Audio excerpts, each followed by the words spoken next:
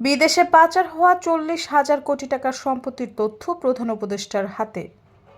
বাংলাদেশ থেকে অর্থ পাচার করে পৃথিবীর বিভিন্ন দেশে গড়া প্রায় 40,000 কোটি টাকার সম্পদের সন্ধান পেয়েছে জাতীয় রাজস্ব বোর্ডের কেন্দ্রীয় গোয়েন্দা সেল। চলতি বছরের জানুয়ারিতে থেকে এ পর্যন্ত 5টি দেশের 7টি শহরে অনুসন্ধান চালিয়ে এ তথ্য পাওয়া গেছে। প্রধান উপদেষ্টা ডক্টর মোহাম্মদ ইউনূসকে এ তথ্য জানিয়েছেন সিআইসির মহাপরিচালক আহসান হাবিব। রাষ্ট্রীয় অতিথি ভবন যমুনায় এনবিআর চেয়ারম্যান মোহাম্মদ আব্দুর রহমান খান ও সিআইসি মহাপরিচালক প্রধান উপদেষ্টার সামনে এসব তথ্য তুলে ধরেন। এছাড়া 9টি দেশ 352টি পাসপোর্টের সন্ধান পাওয়া গেছে, যেগুলো টাকার বিনিময়ে অর্জন করেছে কিছু বাংলাদেশি। দেশগুলো হলো Antigua and Barbuda, Australia, Dominica, Grenada, Saint Kitts and Nevis, North Macedonia, Malta, Saint Lucia ও তুরস্ক।